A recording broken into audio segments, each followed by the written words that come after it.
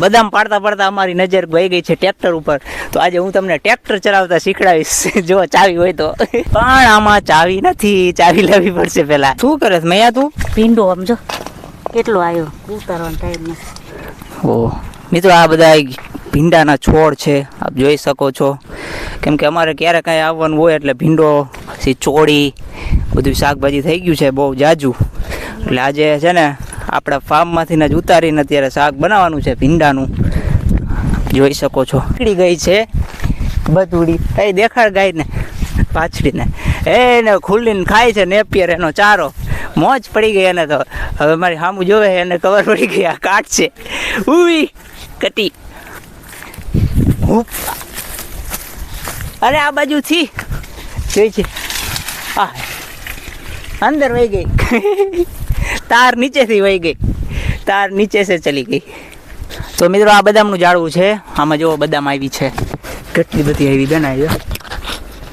હજી થોડી કાચી છે, ઉપર લગભગ પાકી છે.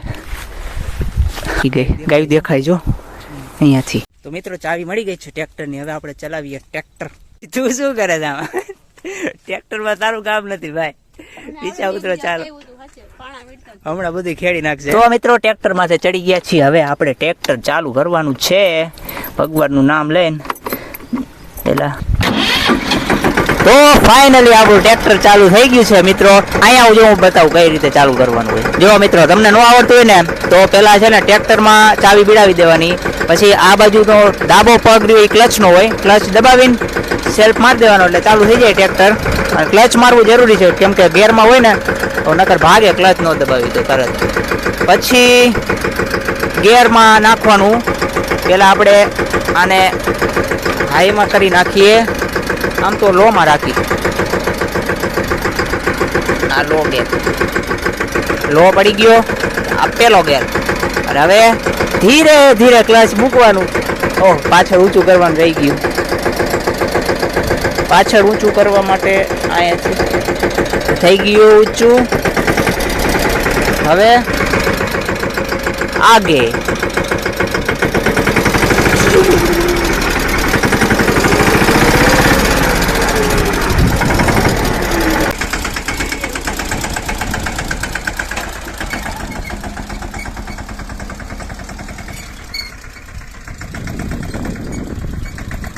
તો મિત્રો હવે નવા ડ્રાઈવર આવી રહ્યા છે. બેન ઓલું દબાવ, ઓલું હા દબાવ થોડું. હા ભાઈ ભાઈ, બોલી બાજુ બોલ બાજુ.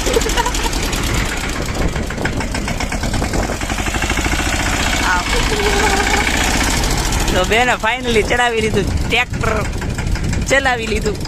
Liver liver liver.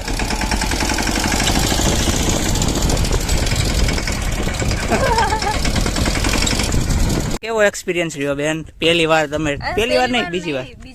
ઓહ, તો અનુભવી ડ્રાઈવર છે એમને. શું છે મિત્રો? બની ગયું છે આપણા રોટલા, અને જમવા માટે માટીના વાસણમાં દૂધીનું શાક આપણે હમણાં ઉતારીને લાવ્યા ને એનું.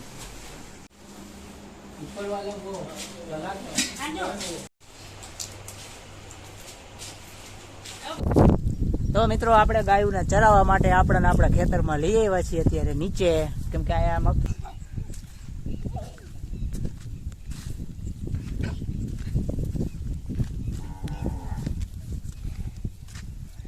તો હું અહીંયા બેઠો છું અને ગાય માતાજી સામે ચરી રહી છે. આપણે અહીંયા હે ને ઝાડવા હેઠે બેઠા સાંયે છાંયે. અહીંયા ગાયું ચરી રહી છે અને અહીંયા ભૂંદરાની ટોળકી આખી ગરી ગઈ ખેતરમાં, અને કાઢવી પડશે.